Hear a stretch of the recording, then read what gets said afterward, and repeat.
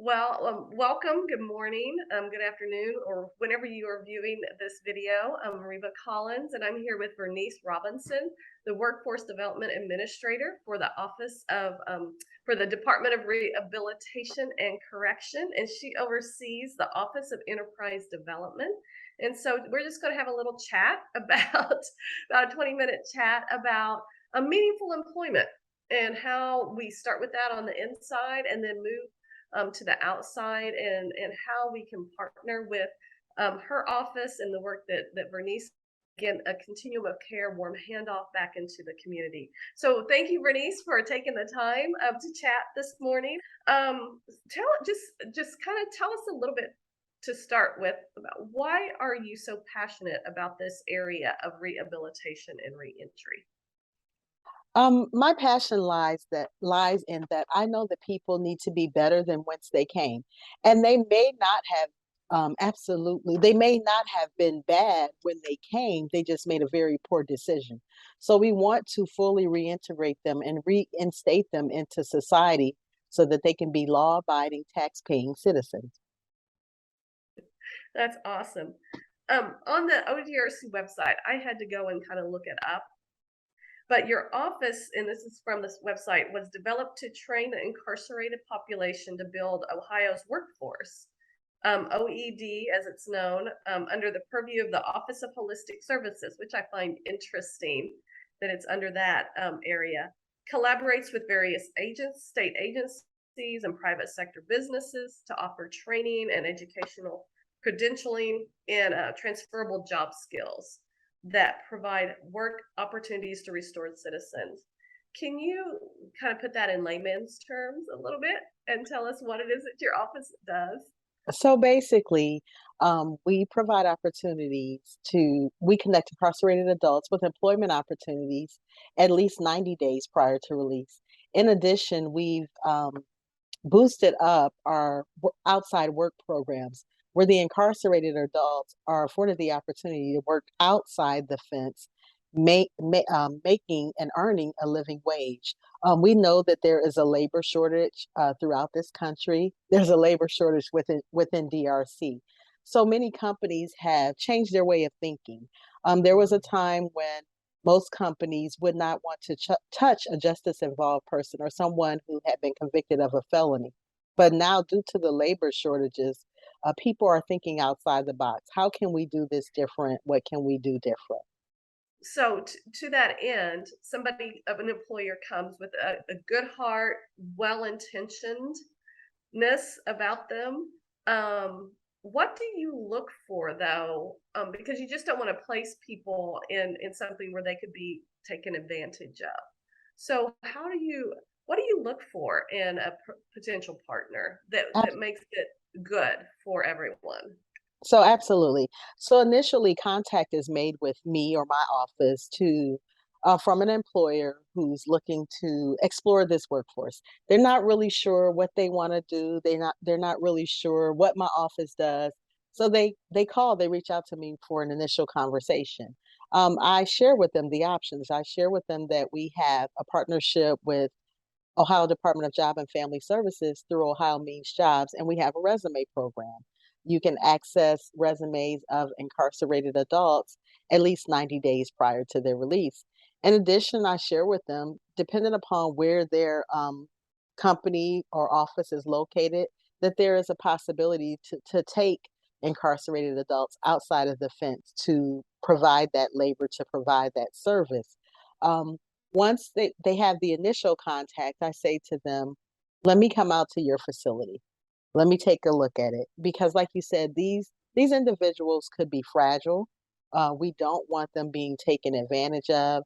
And it's our responsibility as as the agency that's protecting them right now that we make sure we protect them at all costs. So Mhm. I go tour the office building, the factory, the plant, um, talk to some of the employees. What is this work environment like? And I Mm. think a lot of it is gut instinct. Sometimes you know when you go into a place how genuine or ingenuine someone is. So after that process is done, I submit to them a partnership proposal request. and they fill that out.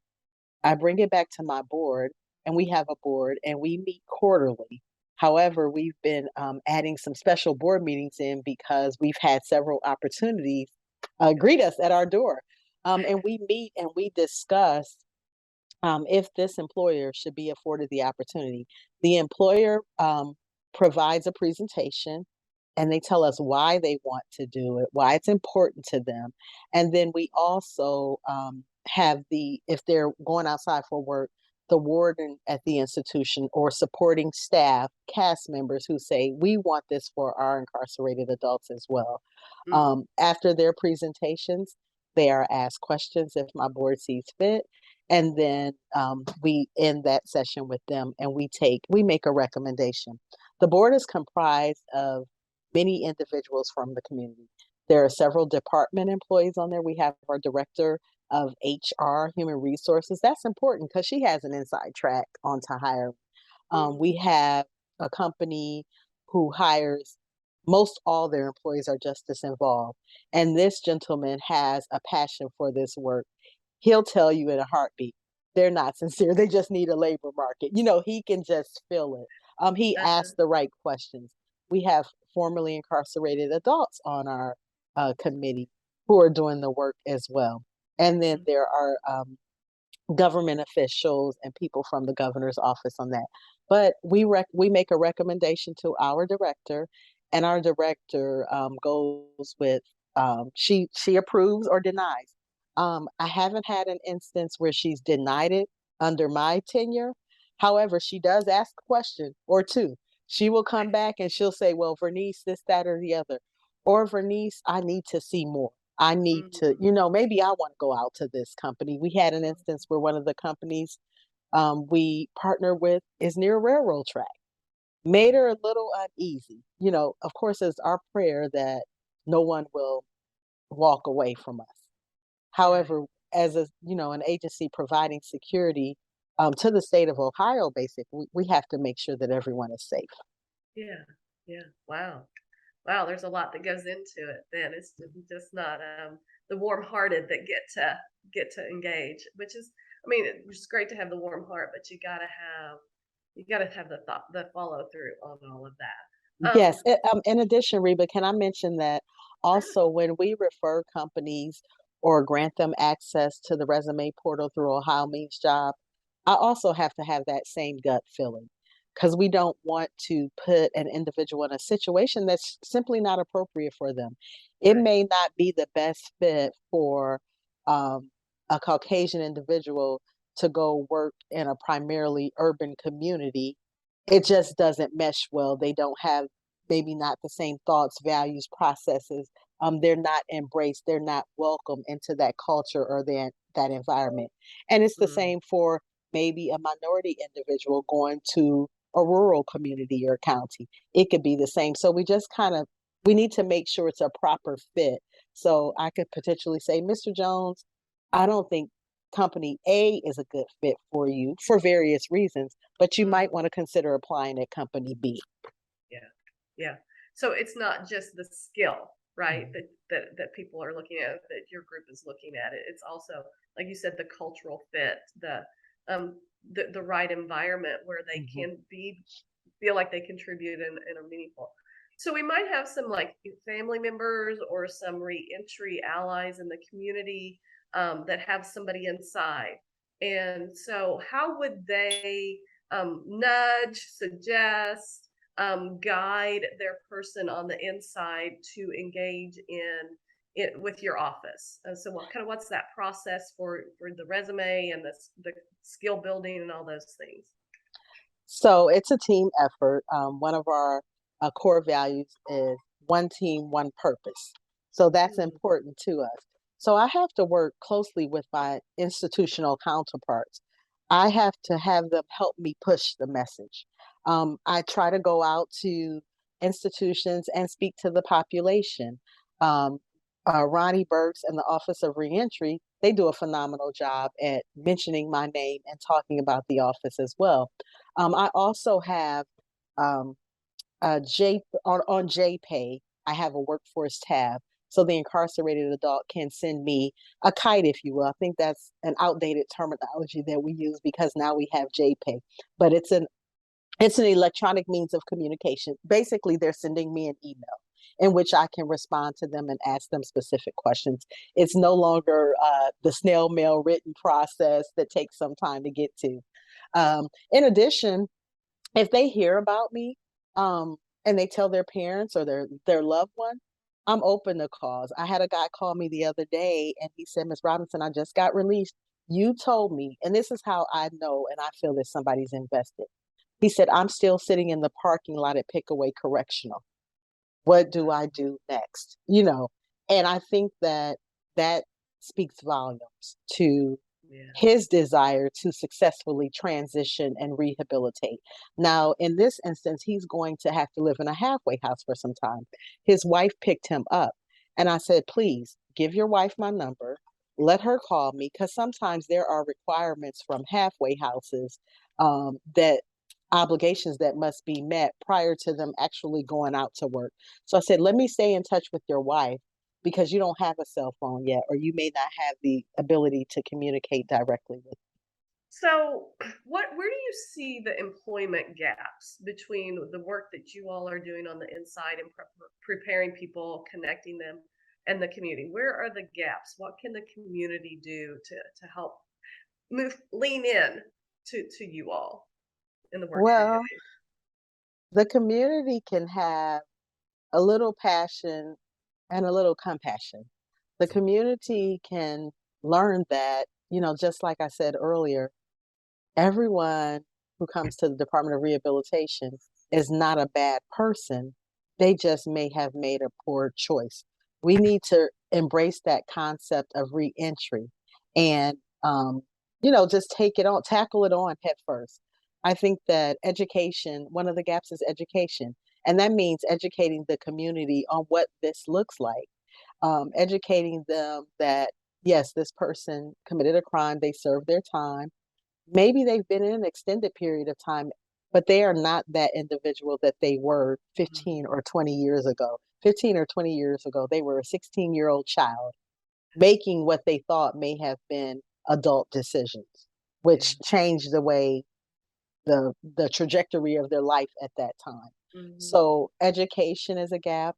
And then I think another gap is just increasing awareness and having the number of, maybe I'll say, foot soldiers, if you will, who can spread the message appropriately to the community as well as inside. Hmm. Yeah. Awesome. That's great. So I think you probably answered this in a previous question, but just let's be clear. If an employer wants to engage and learn how to employ successfully men and women returning home, they reach out to you. Is that correct? Your office? Absolutely. Yes, and I have and I don't know the email address by heart, so kind of trying to go to it. But we have an email address through DRC OMJ Employer. They can reach out to me there. On our web page, you can find contact information, phone contact information, as well as email contact information. And then as a department as a whole, we always have that general main line phone number. And I apologize, I do not know what it is at this time, but they can call that and they will be directed to the appropriate department or person. All right, that's awesome. So, final thoughts and final question.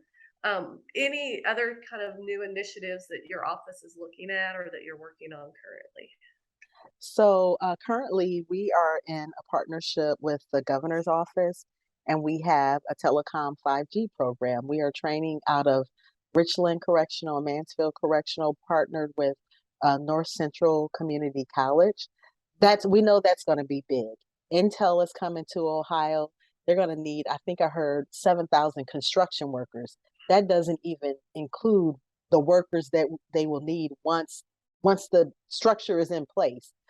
We know that telecom is the new future. We also want to increase our apprenticeship programs that we offer in the institution because, oftentimes education is the key. If you have a skill, a trade, or education, you can accomplish a lot. You just have to have it. We are just like the industry. We're keeping up with the trends, and we know that at one point everybody was recommending people go to college and receive higher degrees. Well, now the trades have kind of got left off. I need a plumber, an electrician, and I can't find them. So we want to increase those trades within our organization and educational opportunities so that we can fuel the workforce with those individuals as well. So final thoughts. Any final thoughts you have? Any call to action for our community members, and then we will wrap this up. I would say embrace and support. Embrace reentry and Mhm. support those who are returning home. Um, at any given day, it could be your eye on the other side of the fence, you know, and we would want that second chance. And as Deputy Director Burks Trousdale mentioned earlier, this is someone's child, mother, father, loved one, significant other, cousin, brother, and we want our family to be treated like we would want to be treated. So embrace and support. I would like to keep those two key words in the minds of everyone. Mhm.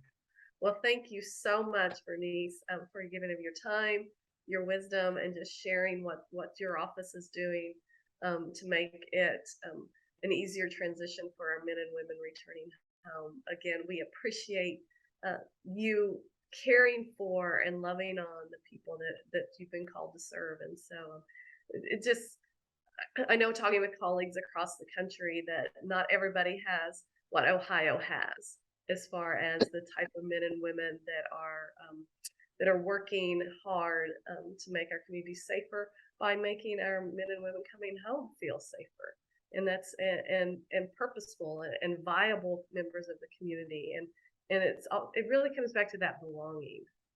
You know, if people feel like they belong at work, if they feel like they belong at home, and in their community, then they're less likely to do things to harm that. So thank you again, and we look forward to having you at the community experience as well. Thank you.